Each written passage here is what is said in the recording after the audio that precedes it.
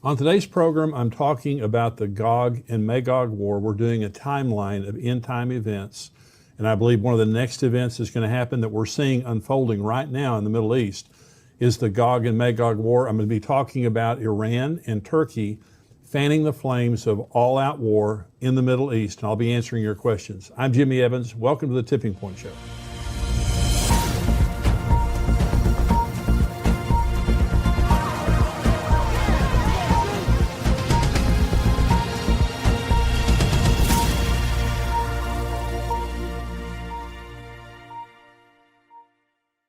Welcome to the program today. I mean, what's happening right now in the Middle East is incredible.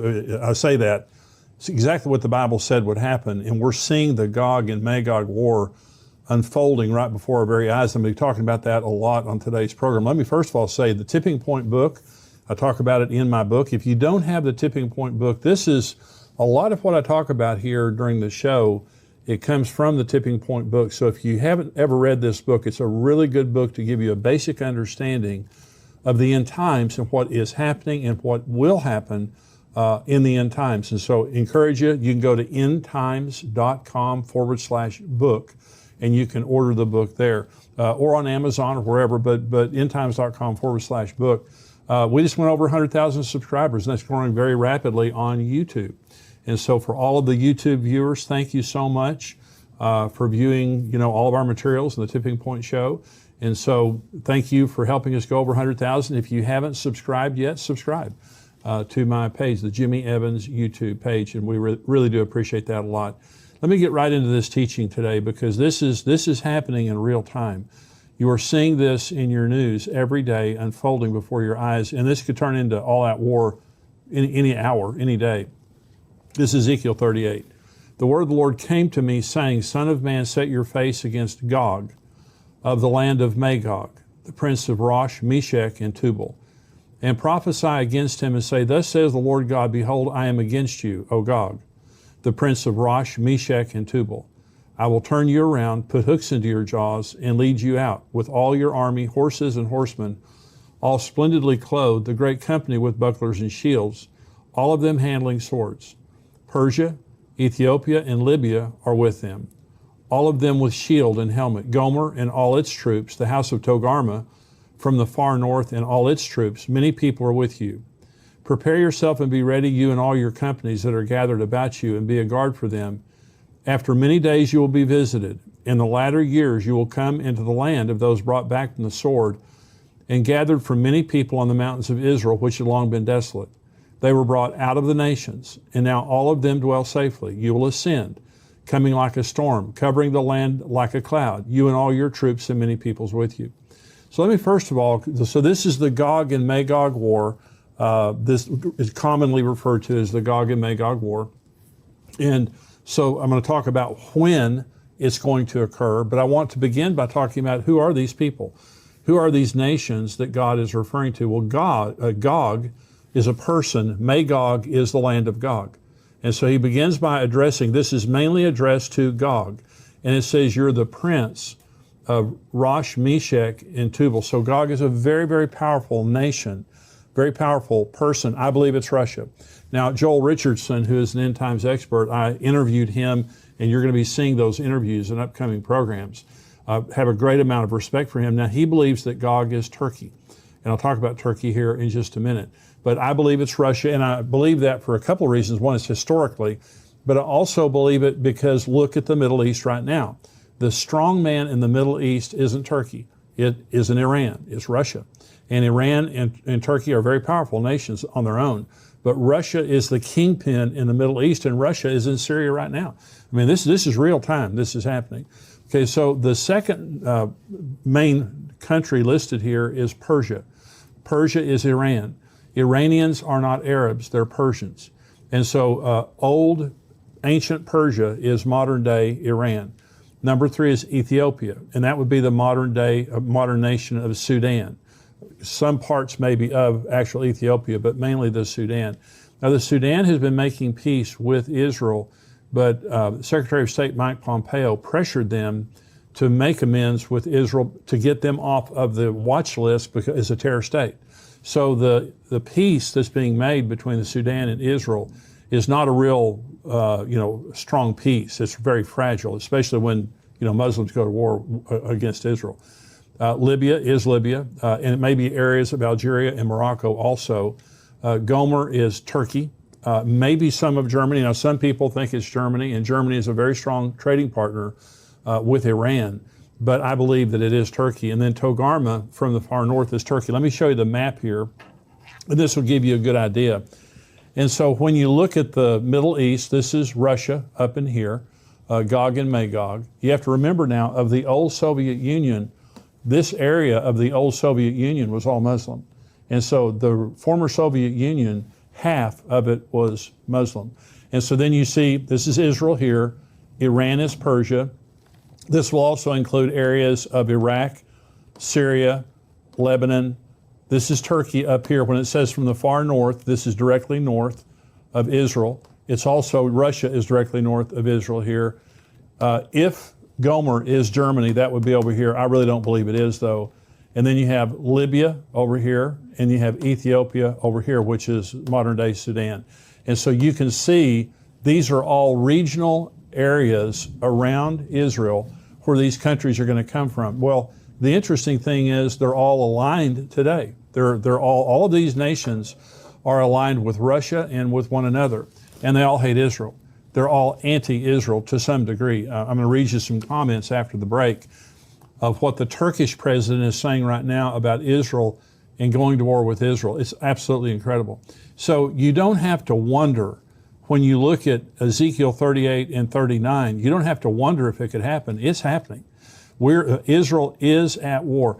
Israel is flying thousands of bombing missions. Their Air Force is flying thousands of bombing missions into Syria to Iranian targets. Iran is furiously trying to build a stronghold on the northern border of Israel. And again, after the break, I'm going to read you some of the comments that the Iranian military is saying about a mass attack on Israel. It's unbelievable.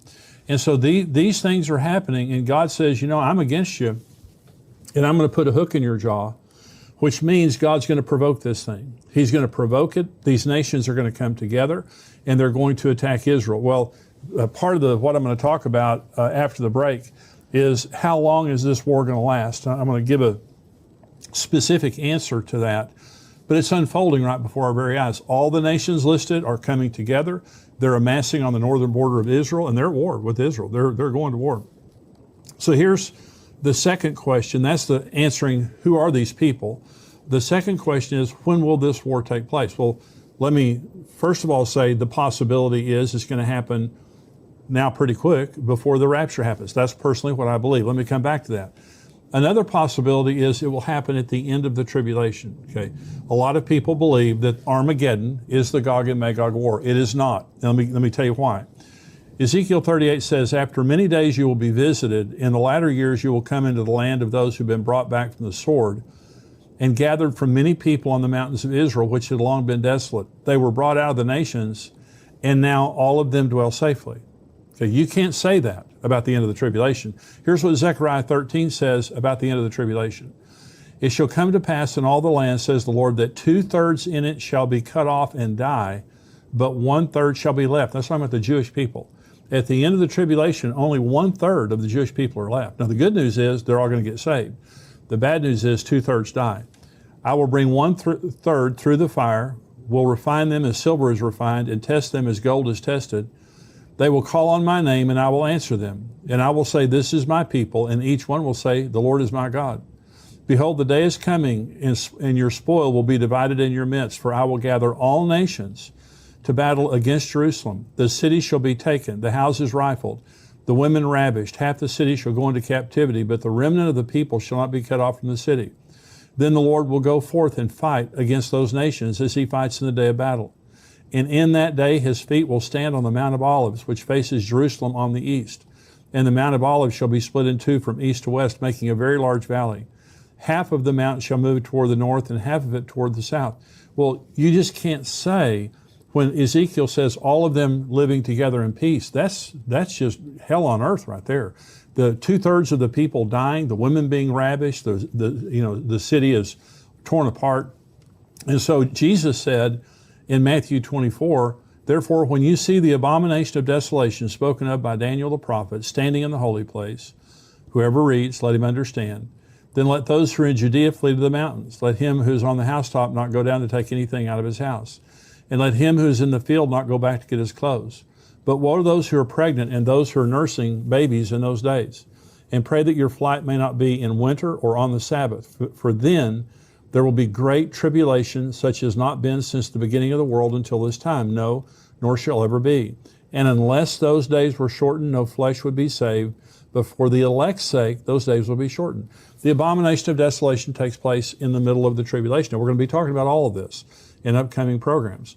It takes place in the middle of the tribulation. Jesus said, when the abomination of desolation takes place, when the Antichrist goes in to a rebuilt temple and proclaims himself God, then the great tribulation will begin. Jesus is the one who coined the term great tribulation.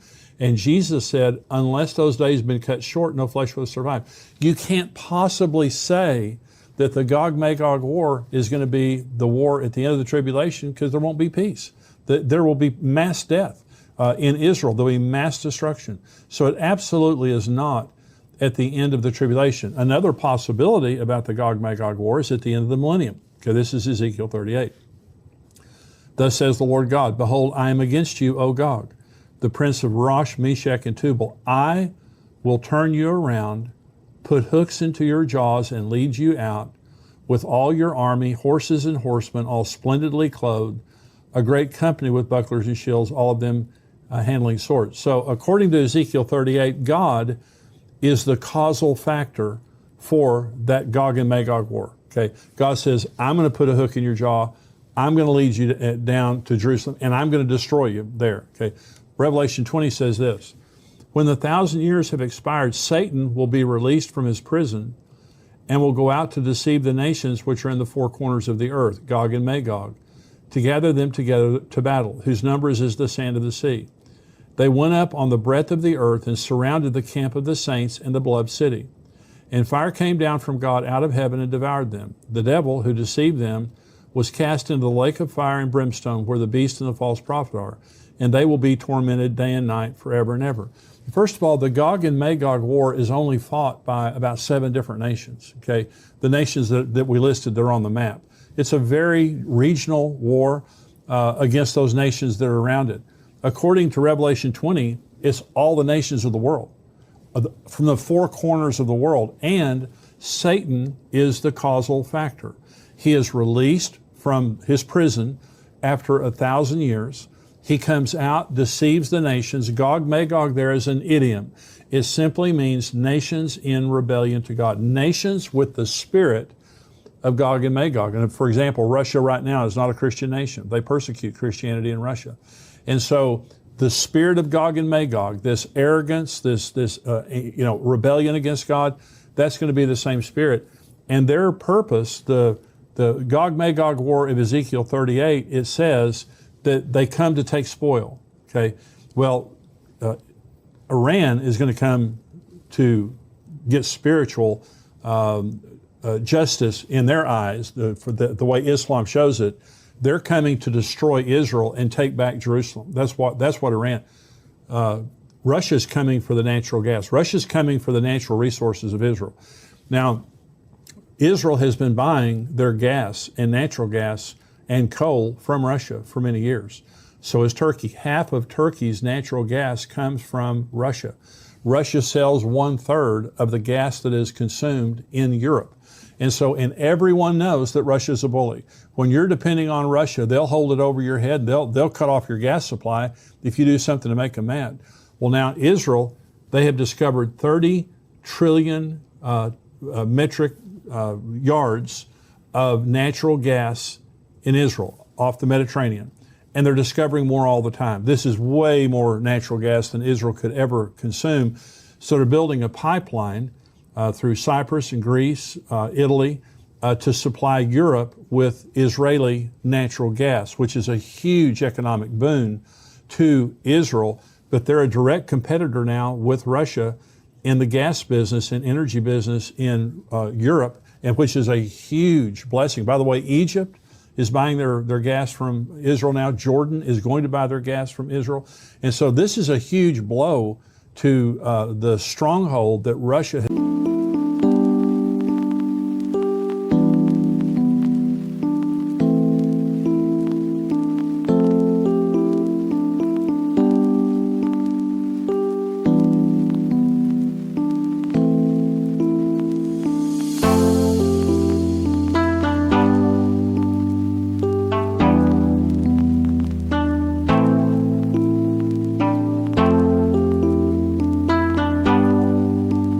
has had. And I believe that Russia's desire is for the strategic interest there in Israel, but it's also for their resources. But that's what Ezekiel 38 says. You've come to take plunder. But in Revelation 20, the issue of the rebellion in Revelation 20 is not to take plunder, is to kill us and to overthrow Jesus. So it's completely different. So I absolutely do not believe that the Gog and Magog war is at the end of the tribulation or at the end of the millennium. I believe the Gog and Magog war is going to happen pretty quick. It's happening. It's unfolding before our very eyes. This could blow into a major, major war between all the nations listed in hours, in days. So it will not take long. And the provocation, I'm going to read these statements to you after the break about Turkey and Iran and what they're saying, and it's very, very troubling. And so I believe the next event that's going to happen is going to be the rapture. And some people might say, well, will the Gog and Magog war take place before the rapture, after, whatever? I believe it's going to be very close. We could see the actual Gog and Magog war break out. We could see the whole thing take place. But I believe around that time, there's going to be the Gog and Magog war and the rapture, and then there's going to be a peace treaty between Israel and the Antichrist, a covenant that is confirmed for a 7-year period of time, which begins the tribulation period of time. And I'm going to be talking about it on the next program, is the beginning of the tribulation. So where we are right now is in the rapture and the Gog and Magog war. I believe the rapture could happen at any time. And as I've said to you before, I believe the rapture will occur during the Feast of Trumpets. It's a 2-day feast. You don't know the day or the hour. It's the next feast to be fulfilled, and I'll talk about that on a future program to help you understand why I believe that. But I just believe that we are seeing now the unfolding of the Gog and Magog war. Israel has been living in relative peace since the 6-day war, since the Yom Kippur War. 1967 was the 6-day war. 1973 was the Yom Kippur War. They've been living in relative peace in unwalled villages. I know they have a wall in Israel, but the villages, the cities are unwalled. And so they've been living in relative peace. Now we see in the last week 3,000 rockets, over 3,000 rockets fired from the Gaza Strip by Hamas. Now they're being fired from Lebanon. Israel's taking very decisive force against Gaza especially, and going in there and trying to reduce the capability of Hamas. People are dying, and there's this war. And here's the point, a very interesting thing that's happening in Israel right now. The UAE, the United Arab Emirates, they are siding with Israel. This is the first time an Arab nation has broken rank with other Arab nations, because they always come together and they always condemn Israel. The United Arab Emirates has recently signed an Abraham Accord with Israel. They're calling on Hamas to stop shelling Israel, stop bombing Israel. And so, which is a phenomenal breakthrough. And other of the Gulf states are doing the same thing. So this is a different kind of a war. I want to say I'm thankful for the Biden administration. They have some troubling views about the boundaries of Israel, pre-1967 boundaries, but they have not condemned Israel. To this point, they have continued to stand with Israel through this, which is a very comforting thing. If it were not for the United States of America in the United Nations, Israel would be in bad trouble. And one of these days, the United States is not going to be there for Israel in the United Nations, because we all know that Armageddon is going to be the whole world marching against Israel and against Jerusalem. And so, but we're seeing some things happening that have never happened before. And all of these things are pointing to the fact that the Gog and Magog war is very, very soon, I believe. I believe it's going to happen before the tribulation, because remember, in Ezekiel 39, it says it'll take 7 months to bury the dead and 7 years to clean up all the debris. So if it happened now and the tribulation begins, then you have the 7 months and the 7 years available. If it happens after the tribulation begins, then, not so much. Not that it couldn't happen. But I think that we're in the timing of the Gog and Magog war. I believe we're seeing it happen. It's unfolding right before our very eyes on the news every single day. And Jesus said, when you see these things begin to happen, look up, lift up your head, your redemption is drawing near. The purpose for the Tipping Point Show is, number one, to encourage you. Number two is to educate you on end times events so that you can contextualize what's happening in the world and you can understand that your redemption is drawing near. This is a time to be encouraged. Don't look around the world and get discouraged.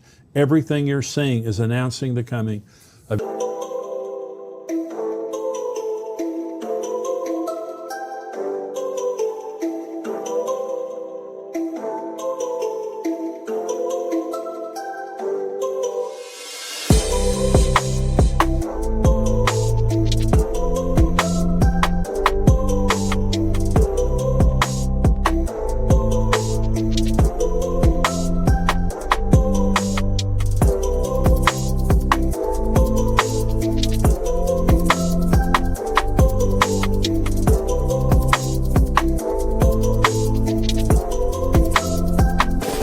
Jesus Christ. If you're not a subscriber, I'm going to say goodbye to you right now. The next part of the program is for subscribers only.